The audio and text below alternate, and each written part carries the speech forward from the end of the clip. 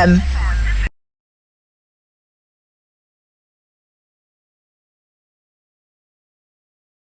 So, first of all, thank you for coming, Boris. Yeah, nice to meet you. Nice to see you again, and looking forward to have our podcast today. Yeah. So, let's just quickly introduce. So, Boris, Nicolai over here on the other side of the screen, a German BC4 Boccia Paralympian, which would just explain to the viewers and listeners that we met at the International Invitational Boccia competition in Germany, Saarbrücken, which Boris currently put together, and I went as the only English man, played against a couple of Germans and 3 people from Slovakia. So we'll get onto that in a little bit. But so first of all, Boris, what was your sports upbringing? What was it like for you younger? I was a sportive person from the beginning in my life. In my childhood, I did play tennis and football and also a lot of swimming. Yeah, so I was always into sport, and because of my muscular dystrophy, which was beginning in the age of 15, something like this. Yeah, I couldn't really do sports on a high level. So of course, I did sports during that time. Then later, I had a little bit time, like 3, 4, 5 years, where I'm more concentrated on my career. So I did, school, and then later in the university, the mechanical engineer. So, and then and a lot of time later, I detected Boccia, and yeah, that was a thing for me. So it was really, really nice to see the sport, and yeah, I could begin for it's now more than 10 years ago. Yeah. And let's just unpack a little bit there. So, so what was it like for you in your early years? You mentioned that you were in your late teens when your muscular dystrophy started to take over. So, presumably, were you walking as a young boy then, or what was it like? Yeah, I didn't have any symptoms until I was 14, I think. So without any symptoms, I could do normally sports. I was really fast running, jumping, everything. So just really like a sport young man. And then later, so in the age of 15, a little bit disadvantages were appear. Then I had a lot of to see doctors and see the opinions of them, and then after 1.5 year, they find out it's a muscular dystrophy. Oh, so obviously you were born with it, but you didn't recognise it until late in life. Yeah, true. It's a genetic defect, a genetic thing. But my parents are health, so it's it's the first, or I was only in my family with a muscular dystrophy. And then it's typical for some muscular dystrophies. They are not beginning in really young age, so they come later visible with. In my case, it was 15. Some people are 20 with the first symptoms, but there are some people who has muscular dystrophy from beginning of their life. So it's really a lot of different kind of muscular dystrophies, and yeah. Yeah, it just depends on the individual, doesn't it, really? Yeah, it's really individual. You can also say if some guy my age have the same muscular dystrophy, it can completely different. So it can be more worse or it can be better. You never know. Yeah. And so what you said you did tennis. What other sports did you do? You were an able-bodied tennis player and all of that. So when you identified your disability with adoption and all that, were you confined into a wheelchair from that point, or was it a slow progression into a wheelchair?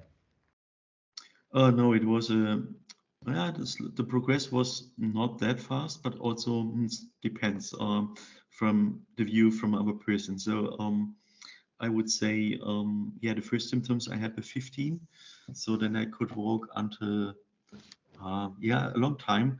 But the main problem was to stand up from a normal chair, to get in a standing position. So that was the at first it was the main thing for me, the main problem. Therefore, I had a wheelchair from 21 or 22, electric one with a lift to get in the standing position. But if I was in the standing position, I could stand for a long time, and I could also walk. So then, yeah, until now, since 1.5 years, I can't really stand. But since 30, yeah, 30, now I'm 38, 36 years, I could stand and walk. Yeah, until 30 years, it was okay, but later it was really not easy for me, and you have to be careful not to fall and not to break something. So yeah, but yeah, so it's a long way from 15 to 35, so it's more than 20 years.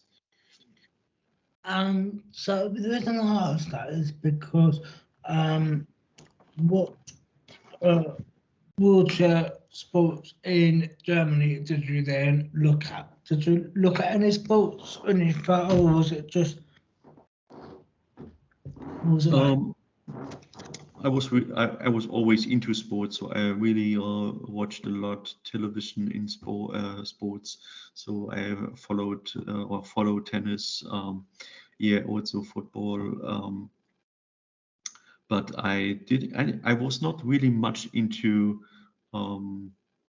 yeah, this sport for disabled people, because nobody came to me and say, okay, you have to see this sport, maybe this is sport for you. So so that was not in my yeah, I didn't no person came to me and said, okay, this and this options you have, and you have to play boccia because of your disability. So it was like I was in holiday in Spain more than 10 years ago, and it was a special hotel for disabled people. So the whole hotel is without any steps. You have ramps, and also the elevators everywhere to go everywhere in this hotel. And they are also offered sports for disabled people, and they have venue there, small venue, and they on this point in the venue they showed boccia, and they said, yeah, come to us, you can play or enjoy us. And then I saw boccia for the first time, yeah, for me. So it was the Paralympic type of boccia. So that should be more than 12, 13 years ago. Yeah, and it was the first time that I see the sport, and I did the sports Paralympic boccia. And from that moment, did you then, when you got back home, research boccia in Germany, or how did you get into it in Germany? Yeah, it was like yeah, in Spain there was a therapist, and she said, yeah, I have a good feeling for balls, for throwing, and also my kind of disability is typical. They play boccia, so there are a lot of boccia athletes with muscular dystrophy, especially in my group BC4. But yeah, I was not really into this sport, so I just tried in Spain a few times, and then I came back and I finished my my study. first, and then I looked for a club nearby. And I was really lucky. I used Google and look for the search function with Boccia in my region, and I found a club just only 20 kilometers away. So and then one day I went to the normal training. They trained one times in a week, just just for fun. So it was not really competitive thinking about it. So just for a free time activity. So that was the first thing when I started Boccia, and it was also not the Paralympic Boccia. It was like we have in German second type. It's a little bit different. You play 3 against 3 in a team, and the team is they can people with disability and without disability play in the same team. So you get some points on the team, like let's say 6 points according to your disability in the whole team, and you play against the other team maybe with 4 points, and then the game starts not with 0-0, the game starts with 6-4. So that's to be not really a well-known thing in the Boccia world, but in Germany it's really a big group who playing like this, and that was the in that time I played this kind of Boccia. And with that moment, so you did it for fun at first. When did you find that you were quite competitive and go up in the world? We have also in this 3 against 3 type in Germany in the team, we have also the German championships. But the level is not that high, like in, of course not, than in the worldwide Paralympics sports Boccia. So I played at first in this 3-3 game, and then maybe for 1 year, and then my coach came to me and said, do you know there's a Paralympics Boccia in Germany where also German championships? And I said, no, I don't know really. And then he decided to get a slot for me in the German championships. It was just, I can remember really, really good. It was just two months before the German championships in the Paralympic Boccia. And I didn't know any rules of the Paralympics Boccia because it's a little bit different to this type 3 against 3. But yeah, he said, we get the slot and you will play in 2 months for the German championships in the Paralympic Boccia. So that was the first thing, and then I trained a lot in this 2 months, but you know it's not easy to improve a lot in 2 months, so it's really hard.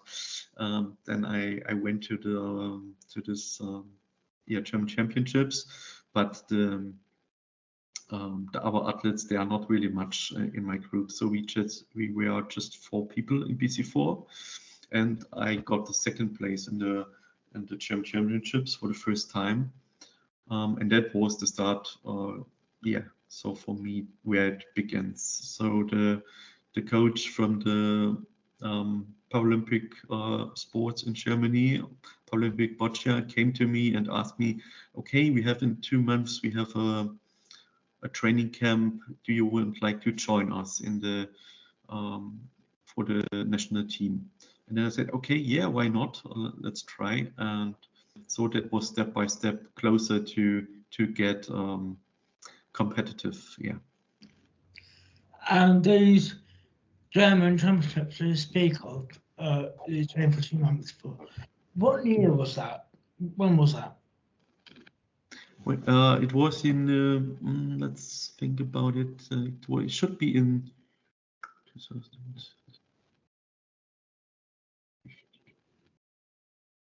Should be 2014, 14 in October, November, like this. And so from that moment, how easy or how difficult, I should say, because in England the Boccia setup's quite difficult. So you go through Boccia England first, you go through the ranks, you know, you go from grassroots to the sort of like future school, and then you go into Boccia UK with another setup to get up to the elite level. In Germany, there's only one setup. Yeah, it's really different to if you compare Boccia Germany with Boccia UK or England. It's really different. In Germany, it's we are not really not we don't have that much athletes on a high level like you in the UK. To be honest, so it's quite easy. It was easier for me to get on the top in Germany. So I think okay, it's that easy like in Germany. It should be also easy in Europe or in the world, but that was a total different thing. So that was then a really wrong thing. So it's completely different in the world. So they play on a high level. We have so much countries there, and it's really competitive, and it's hard to improve and reach the top of the top. So it's really hard. And say from 2004, late 2014 to 2015 to 2018, what was the progression like for you? Were you at the time, you said there was only 4 of you in the BC4 classification. Was it the 4 of you? Were you the top BC4? Was there someone else ahead of you in that setup back then, or how did it work? And the first years I was not really good, so I had a lot of experience, and I saw our countries, how they play, how the athletes play, and what they everything what they think about the sport. And I saw okay, they have physiotherapists there, they have all athletes have their own assistant. So it was really I can talk about with my first competition, international competition for the BISFED, the World Boccia Federation. It was like okay, it was in Barcelona, a small town in front of Barcelona, and it was a Europe competition. And that was also my first experience ever what I had international with Boccia. And I came to this competition without any or not a lot of knowledge about the sport. So I got to this competition and I saw for the first time Boccia UK. They came with 2 big buses with a sign on the buses Boccia UK, and then I was okay. That is a completely different word what I expected about that. That's really really hard and a big how should I say it's really a big difference between me for my first time in a European competition and a higher level. So I was really impressed about this. So and then I saw so many athletes, different countries, and it was really, for me, good learning. I didn't win a game in this. No, it's not true. I won my first game in the individual competition, but I was out in the group as second player. So I was out in the individual competition, but also in the pairs competition. We won against Portugal, so Portugal is really good in BC4 normally. And then we said to us, okay, we are not that far away. What we thinking about is so if we train more and work hard on it on us, we can improve and getting closer to the higher level athletes. So that was the first competition in Barcelona for me, and then 16 it was the first year for me where I played, I think, 4 international competitions, and also World Cups. And so there was a big, for me, a big thing to see everything. I was also in the World Championships in Beijing 2016. So it was really interesting, all the countries, Canada and Brazil, China, Hong Kong. So, and also the teams from Europe. So there, everybody was there, and I could learn a lot. So I didn't. It was not really. I didn't win a game in the World Championships, but I learned a lot about boccia and everything. So there was also an athlete from Canada, Marco Dispaltro. He was in boccia more than, I think, 15 years in that time, and yeah, he gave me a lot of interesting things to think about it, good advices, which type of balls and different type of balls, what ball is good for which throw, and all these different small things, what you have to think about it. And that was really a good knowledge and good learning season for me. That was in 16 and 17. There I learned a lot of boccia. And let's go on to the International Invitation Boccia that I attended this year, last month actually. It was only a month ago. I keep forgetting about that. But when did you start doing these? Because it was around, was it 2018, 2019, the first one that you put together? The event that I attended this. I see. We decide at one point we decide to do our own tournament. So it was an idea from my coach from the former times, but he passed away in end of 19. Yes, end of 19, and he was he did a lot of things. He had the idea with the Power Boccia Cup in Germany, and he also helped me a lot to get on a higher level in boccia. So we decided, I think it was in 2018, I think we had the first, no, it's not true, 17, I think we had the first competition in Gasweiler.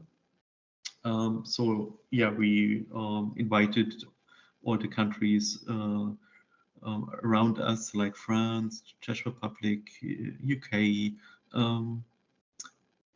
So we had also athletes from Israel in former times there. So I hope to improve this tournament again and to get more athletes next year maybe to our tournament. So that's hopefully getting bigger. And it's always a good thing for me to train in a it's just not only the competitions where you earn world ranking points, so you have also to play some smaller competition to get routine into the competitions. So it's a really a good thing to get in a mood for the big competitions here. And was it always for BC 1 to 5? Or was it 1 to 4 to start with? Or no, we started with just BC4 at the first time, because in our region we didn't have BC3 players, and also not 1 and 2. They are on our regions in Germany located.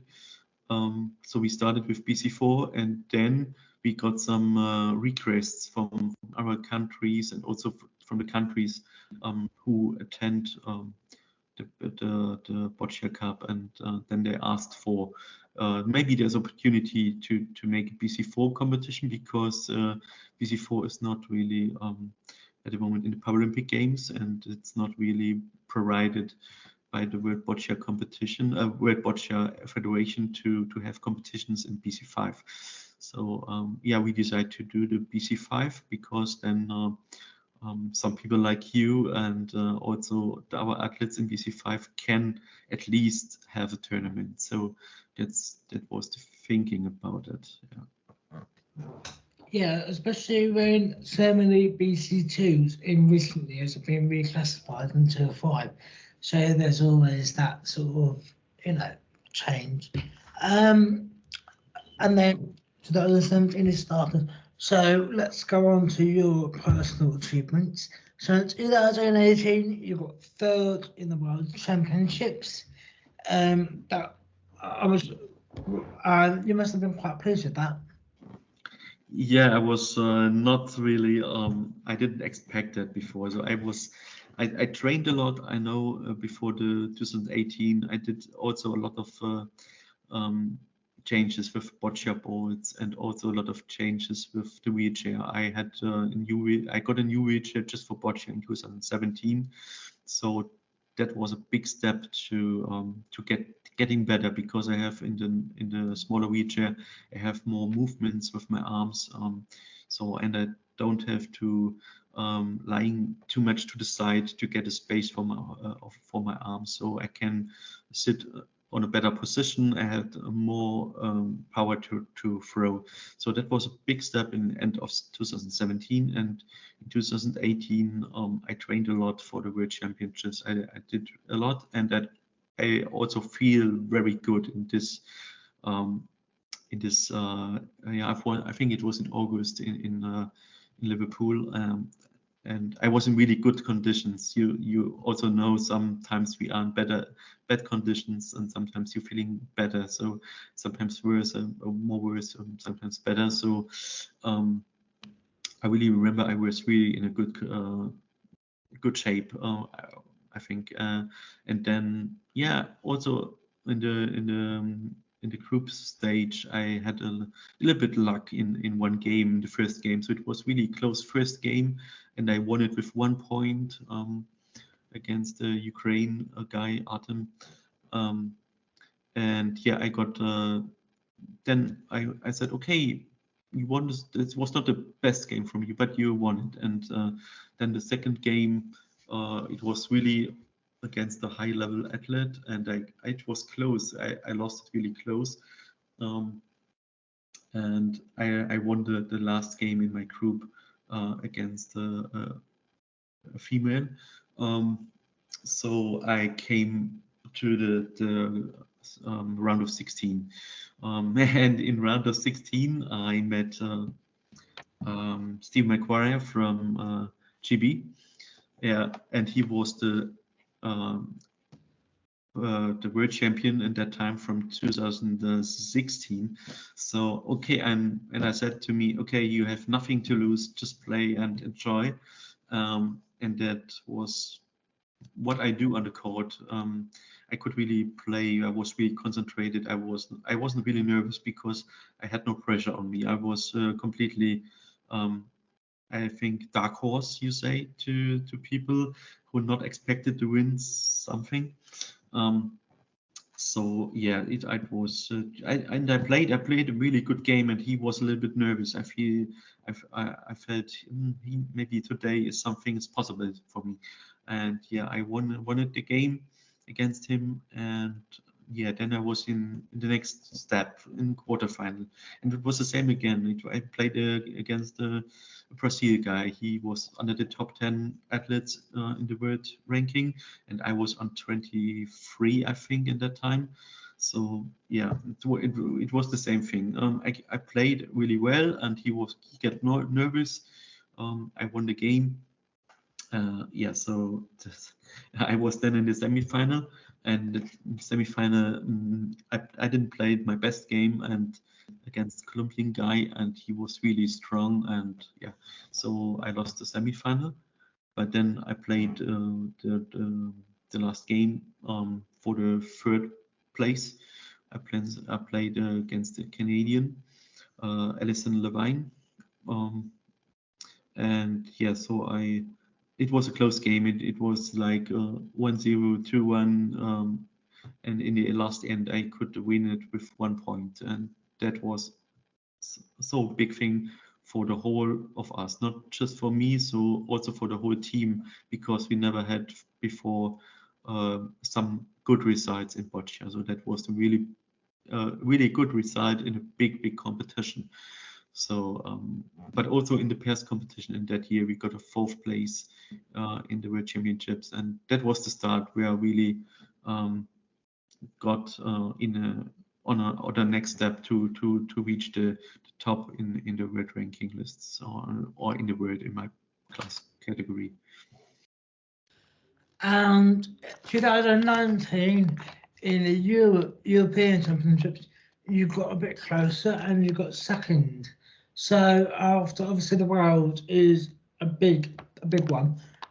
In Europe, you got second place in 2019. So you must have been quite pleased with getting silver in your first European. Yeah, it was just like a little bit like the World Championships, but I wasn't a dark horse anymore. So they said, okay, they are now here. Boris is now under the top 10 in the world, and we have to be careful for Boris if somebody playing against me. Yeah, I played really good in this year in 2019. I won a smaller competition, a challenger in Italy. It was I think in June, and then later in August we had I think in August we have the European Championships in Sevilla in Spain. And yeah, I played on a good level and I won my games. Also, you need a little bit luck sometimes. So I had it on my side, and I played the final against Samuel Andrzejczyk. He won, I think, in pairs 2 times the Paralympics, and also in Tokyo the individual competition BC4. He's playing amazing. You have to play your best Boccia, and you need a little bit not the best day of Samuel against me. So it's but it was a close game. In the end, I think it was a 4-5 for him. So he won the gold medal and I got the silver, but I was really satisfied with that. So I was really good. Yeah. And then Tokyo Paralympics was meant to be in 2020. It got postponed due to the obvious pandemic we've had. What was the restrictions in Germany? Because obviously in the UK we had a lockdown, and then we had another lockdown, and then another lockdown over 2 years. So what was it like for you in lockdown for you? How did you get through it? All the restrictions? How did you do your training? Yeah, it was, but it was a big change. But I think not just for me, it was for all the athletes in the world. So, and all the people in the world. So it was, of course, we had also the lockdown in April and May 2020. Then we get informed that the Paralympic Games will postpone from 2020 to 21. In my work, I was not allowed to work the whole time, so we did some short time work, I think is the name for this. So it was just allowed to maybe to work 20 hours in a week. And also it was in first time it was not allowed to see a venue and to train in a venue. So I played at home in my living room or in the between living room and the kitchen, but I had only 5 meters to throw, so not more space. But at least I could train a bit. But I also did a lot of outside activities, like going with my wheelchair outside, or with the with our wheelchair, where I have to train a bit my arms, and yeah. So but it was a big change for everything. So it's the training was not than before anymore, and also the work was different. I was just allowed to work from home, not in the office. I couldn't see my colleagues anymore. I couldn't see my coaches, and not Anita, who's playing normally, who trained with me normally. So it was a big change in my life. And then later, I think I think in August 2020, it was allowed for me to train again, but just alone, as with one assistant in a venue, but alone. So it was just okay. I said to my mom, okay, we go to the venue, let's throw some boards, and but at least you could train on a normal big boccia court. So that was a good thing. But then we get informed from the World Boccia Federation that all the tournaments get postponed or get cancelled in 2020, and it was okay, shit, you won't have a competition this year. So that was a big change. Yeah, and then 2021, it was okay. I'm qualified for the Paralympic Games in Tokyo, and they said, okay, the Paralympic Games will be in August, end of August, beginning of September in Tokyo, but with a lot of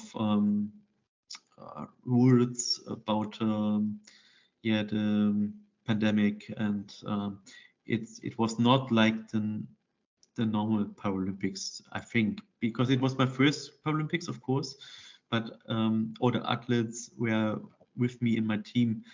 They said it's a big different to the Paralympic Games before in Rio 2016 or in London 2012. So no visitors were allowed to see the venues. You walk in with the whole team in the big stadium in Tokyo, and you see all the seats are empty, just a few people, but yeah, it's a completely stadium was empty, and it's a little bit sad if you walk in and normally there are 60,000 people who making some noises and looking forward to see you, and it was a big I think really big change. And also you have to wear the mask all the time, in the morning, outside, just on the court. If you train or played the games, it was allowed for the athletes at least to take off the mask, but all the other times in the hotel or the Paralympic village, outside, inside, you have always to wear masks. You had in each morning you had to do a COVID test each morning. There was so much, it was a big topic on that COVID. So not only all the focus was on the sport in that time, so there were also some focus on the pandemic. So of course, because it was dangerous, or it is dangerous, but during that time it was dangerous a bit, and because also some athletes in Boccia, they need some oxygen at night, and they have some trouble with the lungs and everything. So it's not easy for us, and not easy decide to, okay, we start competitions again. So that was that was a big thing, because we had in the competition 2020 and we didn't had any before the Paralympic Games. So I was nearly 2 years without any competitions from the beginning of COVID until the Paralympic Games, and it's a long break if you're out of the competitions.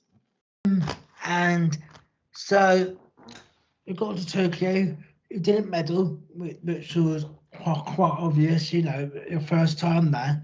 And it was 21, and it wasn't just individual. Did you get to do pairs, or were you not part of that? No, we weren't qualified for the pairs competition in Tokyo. We missed it with one ranking in the World Championships. So yeah, Portugal caught us in the world ranking list, and they got the last slot, and we were the first in the world ranking list to get who were not qualified in the pairs competition. Actually, I do remember you telling me that. Actually, last month, I remember you telling me that. What about that for a minute? And then from that moment, you were in Rio in late 2020. The sport, not 2020, 22. And it was World Cup in Rio in November, December time, and you got first place at a Boccia World Cup. So coming from your third place in 2018 and then getting gold in 2022, you know, that must be a big achievement. Your first gold ever. Yeah, it was the first gold in a World Cup, but I had a gold medal in 2019 in the Challenger in Italy. So that was the first gold for me, and of course the first time in Boccia, who was the German hymn, the German what's the name for this?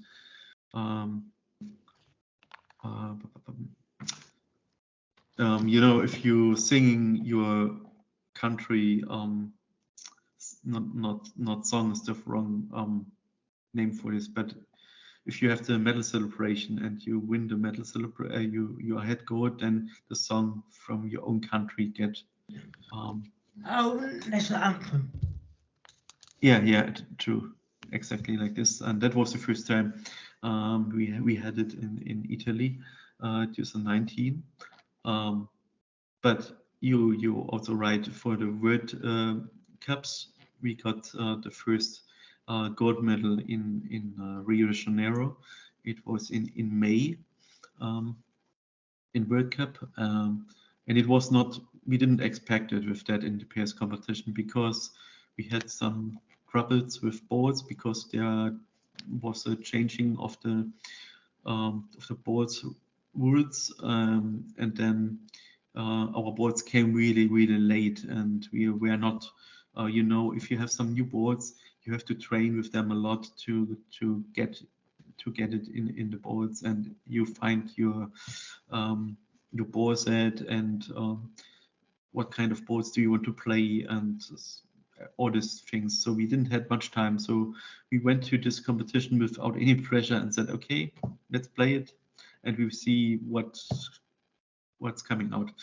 And that's a thing, I think, in the mental side of you, it was really good, because you was not really on a big pressure in the games. So and then we played the final against the Slovakia pairs, and they won. Yeah, the world, not the world championships, but they won the Paralympic Games in 16 and 21 in Tokyo. So they are the favorites, and we don't have to have pressure on our side. So we could play okay without any pressure, and the game was really close. We had to play in the end a tie break, and Anita played really 3 fantastic boards in the tiebreak. So after 4 boards, for us it was we won the tiebreak after just throwing 4 boards, and then we say, okay, that's it. We won gold in the World Cup, and that was really unexpected for us. And Were you always, was just say to anyone watching this or listening, Boccia isn't just an individual, but we mentioned pairs and teams. Have you always been paired up with Anita, your Boccia partner, or did you have anyone else at all? At the moment, just play with Anita or the tournaments, but you know, the rules were changing in the last few years a lot.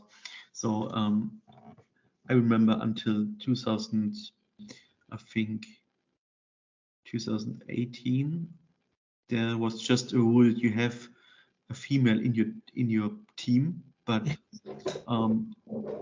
she don't have to play. So it's a little bit crazy rule, because okay, you can play with two men on the court for all the four ends, but Yeah. you can have just a female on the outside of the pool, and then it's outside of the court, and then it's you are fine.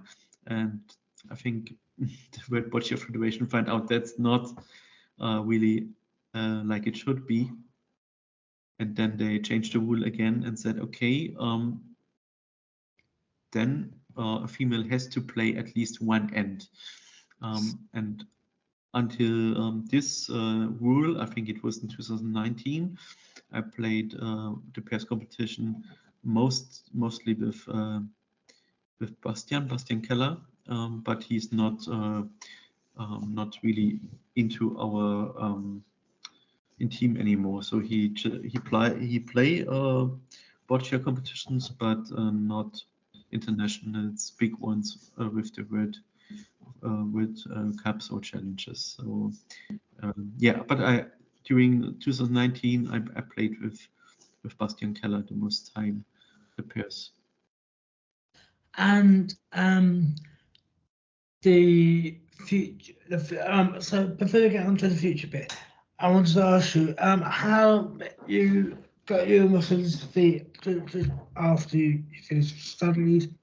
How did you manage your sport and working?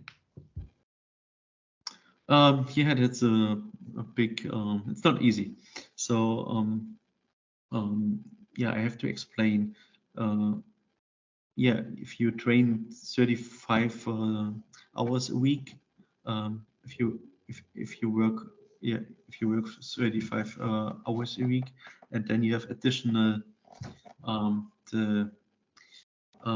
yeah, the sport like boccia, you need a lot of I say you need a lot of free time to train, to compete all the competitions, to play all the competitions, and therefore I decided with my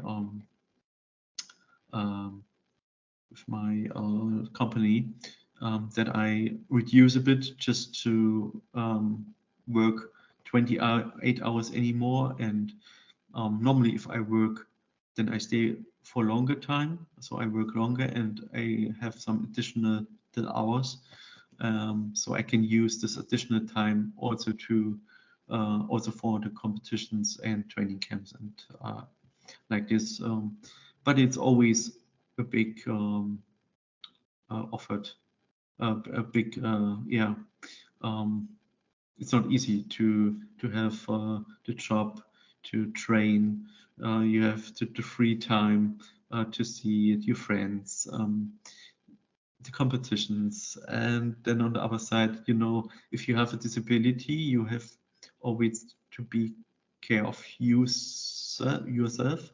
So you need a wheelchair, and you need all the adaptation car, and but you need also time to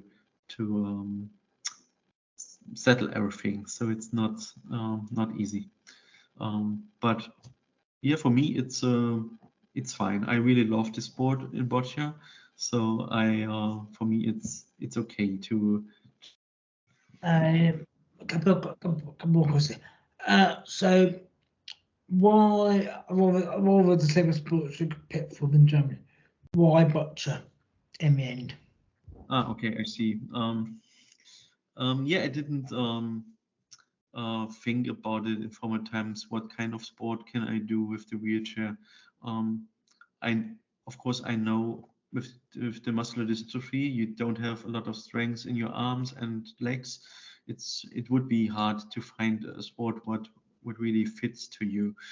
Um, and therefore, it was just okay. I saw Boccia in Spain. I was really happy. So I decided to play Boccia, but I didn't really uh, do our sports in wheelchair. So I went sometimes outside and just training my arms a bit with a normal chair. Um, and then also I like to go to the swimming pool and to swim. But it's not a competitive sport for me. It's just a free time activity. So yeah, I think it was maybe someone had to say, Boris Boccia, this is something for you, and you can start with that. So that was maybe a thing what I saw in Spain. So maybe if I spend holidays on our place, I would never play Boccia today. So that's it. Yeah. We're going to go on to your future now. Um, um, I have to say, seeing you last month, your playing was quite interesting. The way you play, the way you set things up. It's like you you remind me very much of Louis Saunders. You two have got a very similar style of play. The pair of you. So they're absolutely incredible. But for the future, um, Paris next year, are you hoping to be there? Yeah, of course, that's a big goal for me to get qualified for Paris. But it's not easy at the moment. So I think I'm on the individual world ranking list. I'm on position 13, and in the pairs competition and pairs world ranking we are on 8. But it's much easier to get qualified with the pairs, like individual competition. So yeah, so there are really tournaments coming up now, like the European Championships in August in Rotterdam. That's a big tournament for us, and we also know that yeah, a good result for us can open the door really wide to get qualified for next year in Paris. Also, we have a World Cup in October in Povoa in Portugal, so that's also important competition for us. So there are remaining two important competitions in that year, and we try to do everything and to get a medal or yeah, I don't know. It's just the first place get a direct slot. If you win in the European Championships, you get a direct slot in Paris. Of course, we would like to win, but all the other 8 or the other 7 countries in the European Championships, they say also the same. We would like to win, but just one can have the direct slot in Paris. If it's not the first one, the first place in the European Championships, maybe it's a second or 3 or like this. So we can hope that we are end of the year in a good position in the world ranking list to get the slot. And if we don't get a slot in end of the year, you have next year a chance again, because there would be the first time a competition, a qualified competition for Paris, with 3 remaining slots for the first to the third place. Yeah, and I think at least there we have a big chance to get a slot. But I hope this year.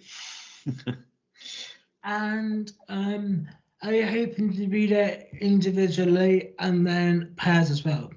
Is that possible? Yeah, that is it's really possible, because I will explain, because if you get a slot with the pairs, you get also additional slot individual men and individual women slot. So that's really important. If you get a slot with the pairs with the pairs in Paris, you will also get a slot individual and for women and for the men, and that's a big thing for us. So Anita and I, we work hard, we train hard to be in a good shape in the European Championships and all the other competitions. And for us, it will be really a big thing to have both slots or 3 slots in this point of view. And I hope also in Paris that it will be not like in Tokyo.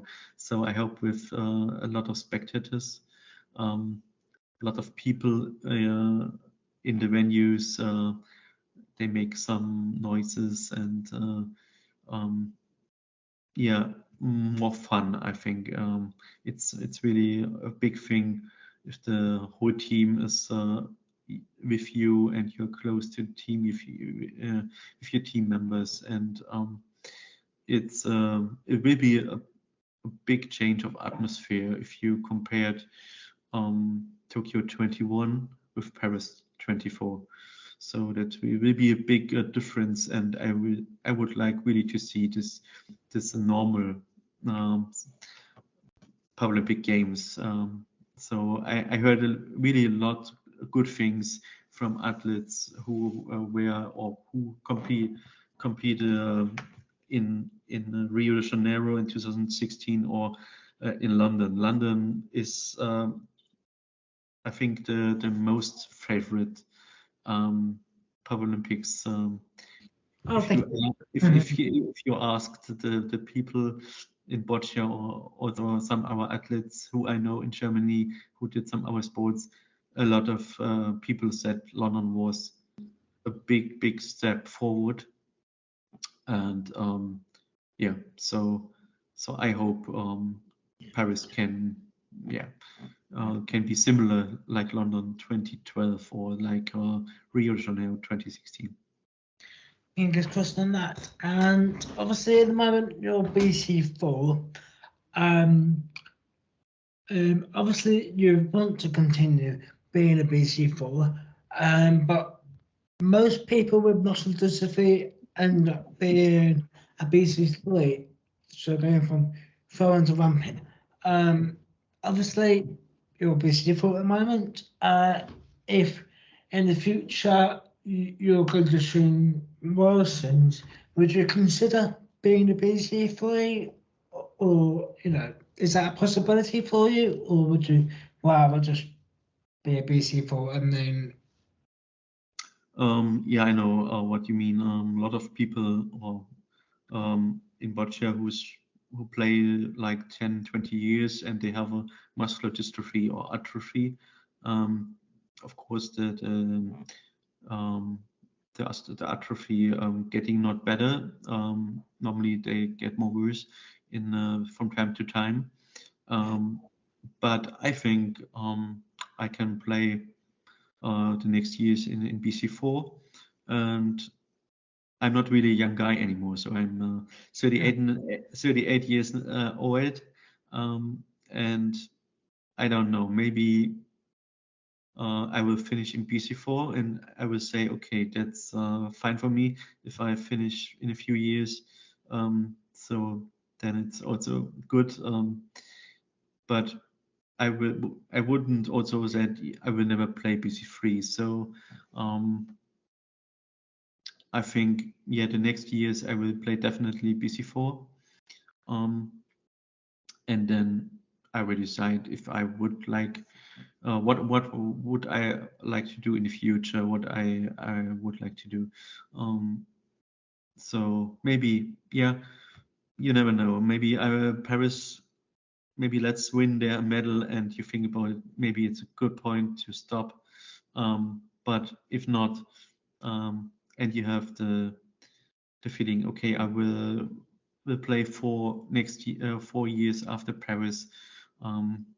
So yeah, maybe the next Paralympic Games after Paris would be my last competitions, but you never know. Let's see what the future say to me. But at the moment, I'm happy in BC4, and I think I can can play at least 4 more years if I want to, for the next period of the Paralympic Games after Paris. So we will see what we will do. Maybe in the future also I can imagine that I would like to stay in sport. Maybe I would be a Boccia coach, or you never know. I really like sport and I love sport. So I would like to stay in sport, and we will see what type. So yeah. Yeah, well, I hope you continue as BC4. You're doing magnificent work well, and it was great to see you last month, actually, for the first time as well. So that was a nice experience, seeing you and the Slovakians. I've forgotten their names. That probably can't pronounce their names either. So, but it was an incredible experience, and yeah, hopefully Paris will be a success for you and the German team. So good luck on that in the next few months with competitions. And yeah, thank you very much for coming on, Boris. Yeah, I really enjoyed it. I really enjoyed the video with you, the podcast. Yeah, thank you very much to invite me. And yeah, we had a lot of good questions and answering interesting call. So yeah, really like to say thank you again. Thank you that you compete in our tournament, in our small tournament in Germany. Thank you for coming this year. And yeah, I hope we will see us in future again. Fingers crossed.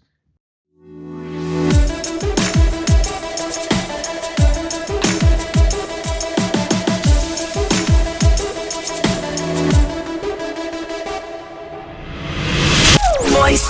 Let's go. Voice FM.